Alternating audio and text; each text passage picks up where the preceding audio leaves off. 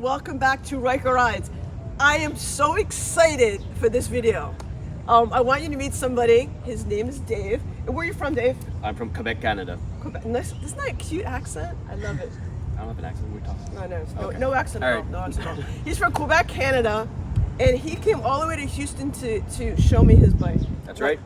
Just for that's, her. That's the only reason why he's here. No. So we're here in Houston. I got a chance to meet him. I've been following you, and he does such great stuff. What is your YouTube channel?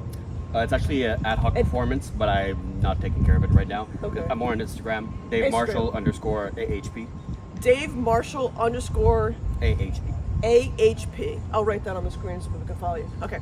So he did what I think we all dream of doing. He tore up the Ryker. Basically, I'm not sure what's left on there. I think the foot pegs are original. And The front frame. That's it. the front frame is original. Yeah. And the pegs. Yes. Yes. I do like the pegs. They like fit well under. Yeah, your I know. feet. And the brake pedal's the same. Everything else is like pretty much as crazy modified. And is it safe to say this is the world's fastest Ryker? It is.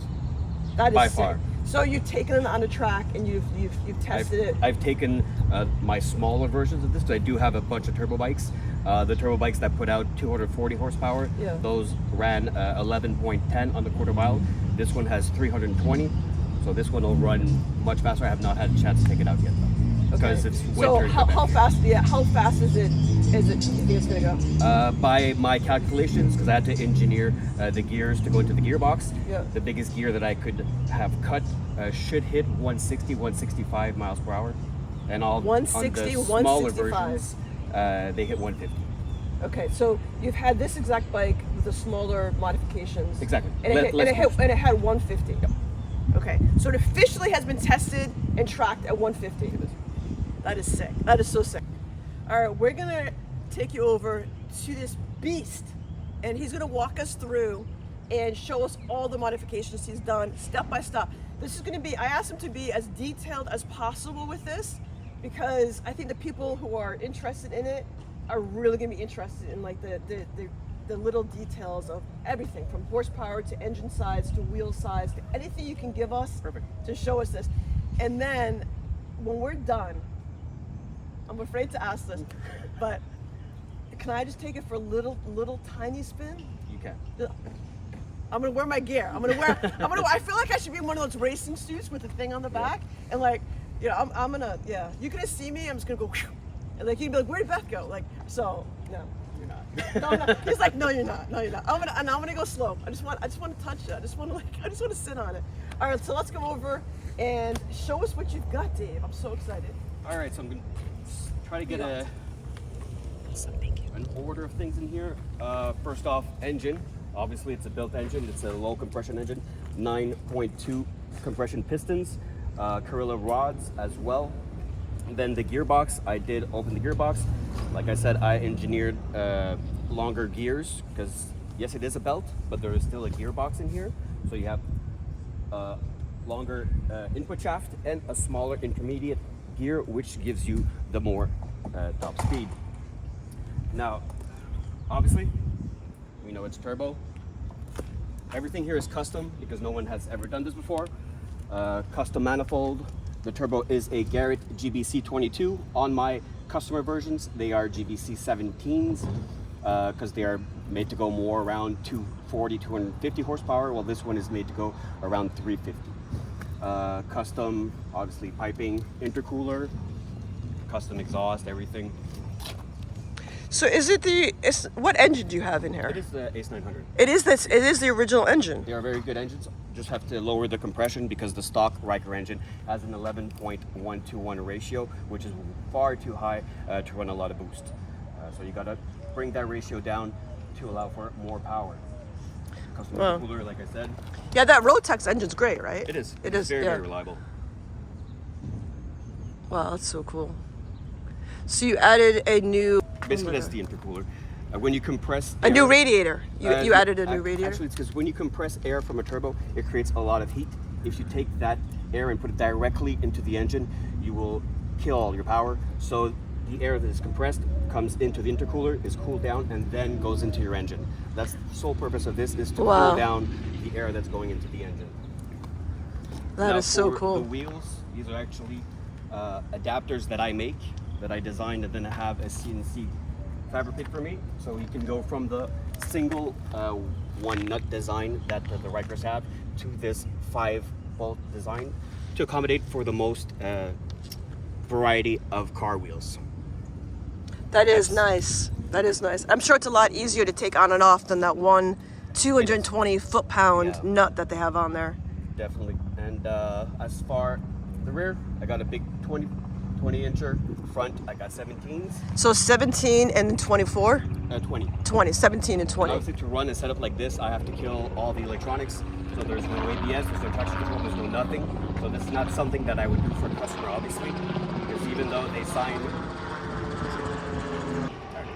So you're talking about how it has no ABS, no traction control. You had to cut all that in order to do this, obviously, because the Ryker itself would be like, no. Yeah, the nanny would Yeah. kick in all the time. But like So if a customer wants it, you would never do this for a customer because it's not even safe. It's if really you not would safe. Sign a waiver if something would happen. Like I wouldn't sleep well at night, even if Right. I was responsible. So no, it's not something that I would do for a customer. I do the turbo builds, but they have the regular stance. Right. So do you ever put a passenger on here? Well, I put the max mount this year because I'm selling my blue one. Last year I was riding with my my baby girl on the blue one, but since I'm selling that one, I put a max mount on this one so she can ride with me. So yes, I will be riding with my girl. Wow. For sure. And she's as crazy as I am. You'd have to be to get on the back of this with you. So I was like, go faster, let's go on the highway. So let's talk about the frame, Dave. Let's talk about like how did this? I mean, look how cool that single swing arm is on there. I mean, it is so neat. For the custom swing arm on this, it's actually my partner from Ad Hoc Sport. We are two like sister companies. He does all the Spyders, I do all the Rykers. I am much more focused on performance as well, but he is a master fabricator, welder, and everything that has to be very, very precise, has to have nice welds. I do outsource it to him. Yeah. So like the swing arm, he made it, and as you can see, it changed the whole look of the bike. I'm like, I want 12, 14 inches more swing arm. Can you do it? Is it? And the main reason is for stability at No, those speeds, just for the look. Yeah. But I'm sure. So you can put a fatter tire, obviously. Okay. But does the longer base like that? You'll see when you try it out. It's not the nimble Ryker that is. Right. It's a tank. So, I would think if you're like on a straight line, like if you're that having the longer would help you be more stable on like a fast straight line course, but a little more clumsy on turns. Exactly. It's really a straight line machine. Wow. That's what I was looking for. Anyways. That's very cool. I have the 285 width tire, a race tire, but that's still, I mean, when I open it up, it'll still spin to 60, 70 miles per hour. Like So when you put it on the truck, you throw on a race tire, or you use this? I use this one, Okay. but I will have a race slick, obviously, Yeah. for the track. As far as the drive shaft, is actually just 2 drive shafts that we welded together. That is something that I will have to have custom made over the course of the year, because having the 2 welded drive shaft obviously is not the ideal solution. Wow. His welding is, I can't even tell where he even did the welding. Like I can weld, but it won't be aesthetically pleasing. And when you're working on something like this, everything has to be beautiful. So I see you added an Elka shock there. Yes, it's actually a shock from a 09 GS, because obviously I went with the vertical instead of the horizontal. This actually makes it very, very comfortable over bumps and everything. Like it's not like the regular That's Rykers. interesting. It's more Yeah. akin to a Spyder in the back. That's really cool. Can we start it up and see how it sounds? Sure. All right, Dave, let's talk about these gauges. Yes, gauges. Whenever you're running a turbo, you have your boost gauge and you have your air-fuel ratio, because when you're running a custom setup like this, it is important to have your air-fuel ratio, because if something goes wrong, if you have too little gas, you will blow up the engine. So this is something that you need to be mindful of, but this is true with any turbo setup, any custom turbo setup. So basically, you can start it up.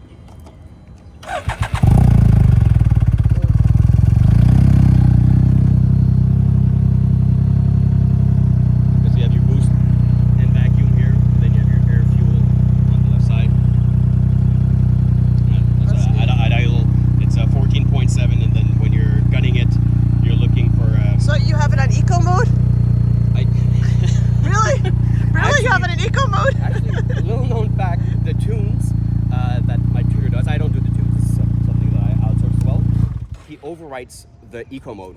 The eco mode becomes your performance mode. That is where the VSS, well, this one doesn't have a VSS, Yeah. but for the customers in eco mode, you will be able to do actual donuts, drifts and such. So the eco mode becomes the, well, he calls it the eco beast mode, and that is Right. your all-out performance mode. So yes, Wow. it is always an eco mode. That's actually funny. That's so cool. All right. So next, I'm gonna take it for a test ride. Go for it. All right, guys. I'm gonna suit up, and it's nice knowing you guys. It was nice knowing you. If I don't make it on this test ride, just know I died a happy girl. You're gonna have to sign a waiver.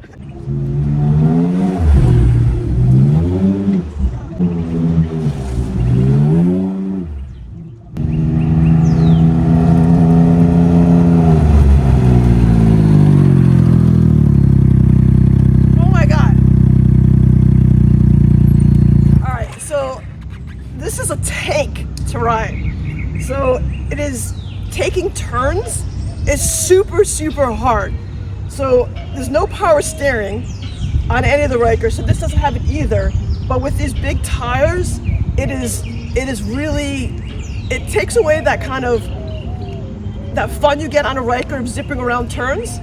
It is really a straight line, super fun bike with tons of power, but it is really, it's comfortable as anything. But it is really a difficult maneuvering wise. It is really, really heavy, but super, super fun. I'm not gonna put it in turbo mode because it's not mine and I don't want to pay to get this thing replaced, but it was super awesome and I loved every second of it. So thank you, Dave, for letting me and trusting me with this beautiful, beautiful Ryker. And I can't appreciate, tell you how much I appreciate you enough. So thank you, thank you, thank you.